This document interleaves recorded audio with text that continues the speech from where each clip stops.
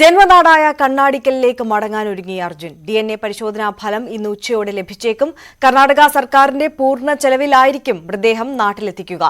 SP ഉൾപ്പെടെയുള്ള police സംഘം ആംബുലൻസിനെ അനുഗമിക്കും. ആംബുലൻസിന് വഴിയൊരുക്കാൻ വിവിധയിടങ്ങളിൽ സന്നദ്ധ സംഘടനാ പ്രവർത്തകരും നാട്ടുകാരും ഉണ്ടാകും. നാളെ രാവിലെയോടെ മൃതദേഹം വീട്ടിലെത്തിക്കാനുള്ള ശ്രമമാണ് നടക്കുന്നത്. KV ബൈജുവും MS അനീഷ് കുമാറും ചേരും. ആദ്യം KV ബൈജുവിലേക്ക് പോവുകയാണ്. ബൈജു, കണ്ണീർ കാഴ്ചകളല്ലാതെ മറ്റൊന്നും നമുക്ക് ശിരൂരിൽ നിന്ന് പ്രേക്ഷകരിലേക്ക് എത്തിക്കാനില്ല എന്നുള്ളത് അറിയാം. എങ്ങനെയാണ് അവിടെ നടപടിക്രമങ്ങൾ പുരോഗമിക്കുന്നത്? നാളെ രാവിലത്തേക്ക് മാത്രമേ മൃതദേഹം നാട്ടിലേക്ക് എത്തിക്കാൻ കഴിയുകയുള്ളൂ എന്നുള്ള അത് ഒരു തീരുമാനമായിട്ടുണ്ടോ?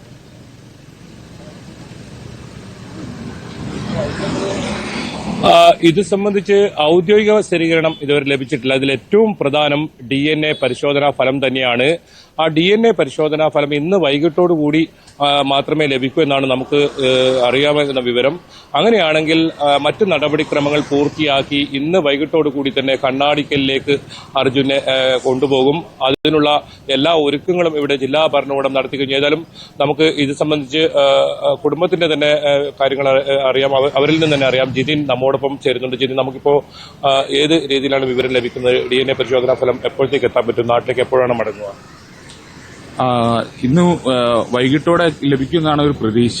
അങ്ങനെയാണ് പങ്കുവച്ചത്. അതും ഉറപ്പായിട്ടില്ല. അങ്ങനെയെങ്കിൽ പിന്നെ പെട്ടെന്നുള്ള നടപടി ക്രമങ്ങൾ പൂർത്തിയാക്കി ഇന്ന് വൈകിട്ടോടെ അല്ല രാത്രിയോടെ കണ്ണാടിക്കിലേക്ക് പോകാൻ സാധിക്കുമെന്ന് തന്നെയാണ് കരുതുന്നത്. അത് നമുക്ക് ഔദ്യോഗികമായിട്ട് ഇതുവരെ ലഭിച്ചിട്ടില്ല. പക്ഷെ ഇങ്ങനെ ലഭിച്ചേക്കാമെന്നുള്ളൊരു സൂചന മാത്രമാണ് തന്നത്. അതിൽ ഔദ്യോഗികമായി കിട്ടിക്കഴിഞ്ഞാൽ മാത്രമേ നമുക്ക് വേറെ മറ്റു കാര്യങ്ങളിലേക്ക് കടക്കാൻ സാധിക്കുകയുള്ളൂ. നമുക്കൊരു പ്രതീക്ഷ ഇന്ന് വൈകിട്ടോടുകൂടി DNA പരിശോധനാ ഫലം ലഭിക്കുകയാണെങ്കിൽ നടപടിക്രമങ്ങൾക്ക് വലിയ താമസം ഉണ്ടാകുമോ? നാളെ രാവിലെ തന്നെ മറ്റ് അവിടെ എത്തുന്ന രീതിയിലായിരിക്കും.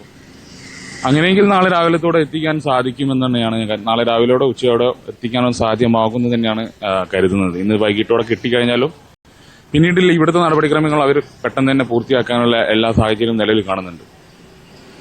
അതുപോലെ തന്നെ നമ്മുടെ അർജുന്റെ കുറെ വസ്തുക്കൾ നമുക്ക് ഇന്നലെ ലഭിച്ചിട്ടുണ്ടായിരുന്നു. കളിപ്പാട്ടും അത് നമ്മൾ ഇന്നലെയൊക്കെ വാർത്ത നൽകിയതാണ്. അതുപോലെ തന്നെ മറ്റു വസ്തുക്കളൊക്കെ അതൊക്കെ നമ്മൾ കണ്ണാടിക്കലിലേക്ക് എത്തിക്കാൻ വേണ്ടി നമുക്ക് കൈമാറിയോ എന്നാണ്? കുറച്ച് സാധനങ്ങൾ കൈമാറിയിട്ടില്ല. മൊബൈൽ ഫോൺ, ഡ്രസ്സുകളൊക്കെ നമ്മുടെ അടുത്ത് തന്നെ ഉണ്ട്. മൊബൈൽ ഫോണെല്ലാം ഇനി അവർ കൈമാറാണ്ട്. അത് പ്രാഥമിക നടപടികൾക്ക് വേണ്ടിയിട്ട് അവർ മേടിച്ചു വെച്ചതാണ്. പിന്നുള്ളത് കുറച്ച് അവന്റെ ഉപയോഗിച്ച പാത്രങ്ങൾ, അതെല്ലാം അവിടെ ഉണ്ട്. അതെല്ലാം നമുക്ക് പോകുന്ന സമയത്ത് അവർ നമ്മളെ കൈമാറുമെന്നാണ് അറിയിച്ചിരിക്കുന്നത്. ഇവിടുന്നുള്ള യാത്ര, ആംബുലൻസ് ഉൾപ്പെടെയുള്ള സൗകര്യങ്ങൾ അതൊക്കെ ഏത് രീതിയിലാണെന്ന കാര്യത്തിൽ കർണാടക സർക്കാർ സംസാരിച്ചിട്ടുണ്ട്. അത് MLA ആണെങ്കിൽ SP ആണെങ്കിൽ അവർ ഒഫീഷ്യലായിട്ട് അറിയിച്ചിട്ടുണ്ട്. ഇന്നലത്തെ പത്രസമ്മേളനത്തിൽ തന്നെ അത് കർണാടക ഗവൺമെന്റ് ആയിരിക്കും അത് പൂർണ്ണമായിട്ടും അതിന്റെ ചുമതല വഹിക്കുക എന്നാണ് അറിയിച്ചത്. അതുപോലെ തന്നെ SP കാർവാർ MLA ഉൾപ്പെടെ അനുഗമിക്കും, ആംബുലൻസിനെ അനുഗമിക്കും. അവർ കൂടി കണ്ണാടിക്കലിലേക്ക് എത്തുമെന്നാണ് നേരത്തെ പറഞ്ഞത്. അത് രീതിയിൽ തന്നെയാണ്. MLA എന്തായാലും ഉണ്ടാകും. SP-യുടെ ഇതിൽ എനിക്ക് ക്ലാരിഫൈ ഇല്ല ഉണ്ടാകുമോ എന്നുള്ളത്. അദ്ദേഹം വരുന്നുണ്ട്. അപ്പൊ ഈ സമയത്താണോ വരുന്നത് അല്ലെ പിന്നീട് ഒരിക്കലാണോ എന്നുള്ളത് അതിനെക്കുറിച്ചൊരു വ്യക്തത ഇല്ല എനിക്ക്.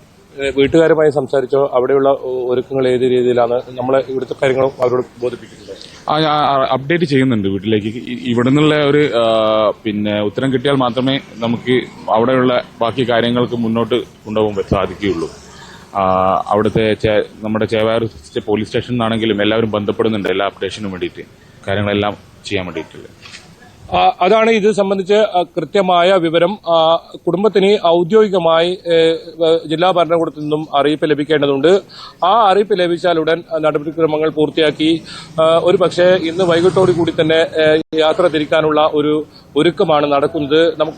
നമുക്ക് ലഭിക്കുന്ന സൂചനകളും ഇന്ന് തന്നെ പുറപ്പെടും എന്ന് തന്നെയാണ്. അങ്ങനെയാണെങ്കിൽ നാളെ രാവിലെയോടുകൂടി കണ്ണാടിക്കലിലെ വീട്ടിലേക്ക് അർജുൻ എത്തും. ആ ഉചിതമായ ഒരു യാത്രയപ്പ് അർജുന് നൽകും ജില്ലാ ഭരണകൂടം. അതായത് കർണാടക സർക്കാരിന്റെ പൂർണ്ണ ചെലവായിരിക്കും. ആംബുലൻസ് ഉൾപ്പെടെയുള്ള എല്ലാ സൗകര്യങ്ങളും കർണാടക സർക്കാർ തന്നെ ഒരുക്കുന്നുണ്ട്. ഒപ്പം പോലീസ് അനുഗമിക്കുന്നുണ്ട്. കർണാടക പോലീസ് അനുഗമിക്കും.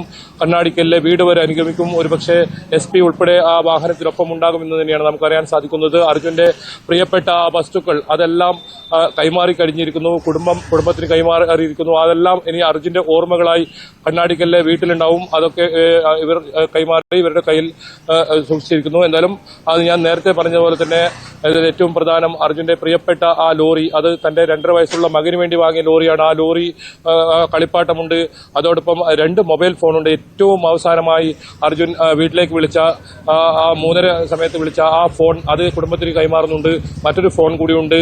അത്തരത്തിൽ എല്ലാ വസ്തുക്കളും കൈമാറി കഴിഞ്ഞു. വസ്ത്രങ്ങളുണ്ട്, ഒപ്പം ബാഗുണ്ട്, RC ബുക്കുണ്ട്.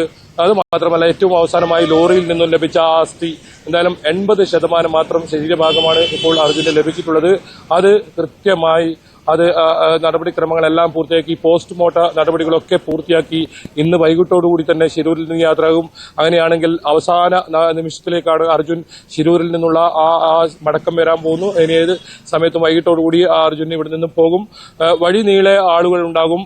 ഈ ആംബുലൻസിന് വഴിയൊരുക്കാൻ ഒരുപാട് ആളുകൾ ഉണ്ടാകുമെന്നാണ് നമുക്കറിയാൻ സാധിക്കുന്നത്. പ്രത്യേകിച്ച് തലപ്പാടി അതിർത്തിയിൽ ലോറി ഓണേഴ്സ് അസോസിയേഷന്റെ നേതൃത്വത്തിൽ അവിടുന്ന് സ്വീകരിക്കും. അവരും ആ വാഹനത്തെ അകമ്പടിയായി ആ കണ്ണാടിക്കല്ലേക്ക് പോകും. ഒരുപാട് വാഹനങ്ങൾ ഇത്തരത്തിൽ കേരളത്തിലുടനീളം വഴികളിൽ ഉണ്ടാകും.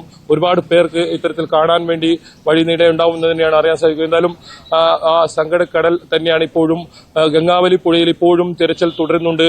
ലോകേഷിനെയും ജഗന്നാഥിനെയും കണ്ടെത്താനുള്ള തിരച്ചിൽ അതിനി 5 ദിവസം കൂടി തുടരുമെന്നാണ് ജില്ലാ ഭരണകൂടം വ്യക്തമാക്കിയിരിക്കുന്നത്. എന്തായാലും വൈകാരികമായ നിമിഷങ്ങളിലൂടെ, അവസാന നിമിഷങ്ങളിലൂടെയാണ് ശിരൂർ കടന്നു പോകുന്നത്. നമ്മളും ആ മൃതദേഹത്തോടൊപ്പം അനുഗമിക്കുന്നുണ്ട്. കണ്ണാടിക്കലിലെ വീട് വരെ ന്യൂസ് 18 സംഘവും ഉണ്ടാവും. ഓരോ സ്ഥലത്ത് എത്തുന്നതും കൃത്യമായ വിവരങ്ങൾ ന്യൂസ് 18 നൽകിക്കൊണ്ടിരിക്കും. എന്നാലും ഇതിന്റെ തുടക്കം മുതൽ ഉണ്ടായ ഒരാളെന്ന നിലയിൽ നമ്മൾ ആ ദൌത്യം ആ വീട്ടിൽ അച്ഛനും അമ്മയ്ക്കും അവസാനമായി ഒരു നോക്ക് കാണാൻ വേണ്ടി അർജുനെ എത്തിക്കുമെന്ന് കുടുംബം, അതുപോലെ തന്നെ എല്ലാം മനാഫ് ഉൾപ്പെടെയുള്ളവർ പറഞ്ഞത്. അതേതായാലും അതിന്റെ പൂർണ്ണതയിലേക്ക് എത്തുന്നു. സമാനമില്ലാത്ത ആ ദൌത്യം അതിന്റെ അവസാന ഘട്ടത്തിലേക്ക് എത്തുന്നു. എന്തായാലും വൈകാരികമായ ഒരു നിമിഷം തന്നെയാണ് ഇപ്പോൾ ശിരൂർ സാക്ഷ്യം വഹിക്കുന്നത്. തീർച്ചയായും